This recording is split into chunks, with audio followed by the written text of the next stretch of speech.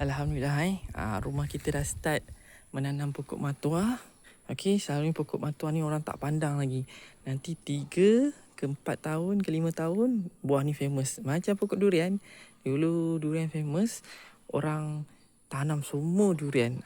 So durian jadi lambakan. Sekarang ni pokok ni belum jadi lambakan. Jadi kita start menanam lah.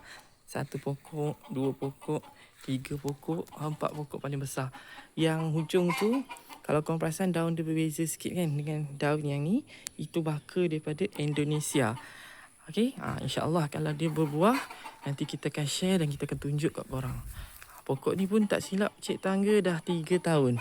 Yang ni mudah-mudahan ada rezeki kita, dia berbuah kita boleh makan. Ataupun kalau sikit-sikit tu kita bersedekah pada binatang yang singgah dekat kita punya rumah ni lah. Okay, alright. So korang jangan lupa tanam pokok matua. Ni sangat penting ni. Okay.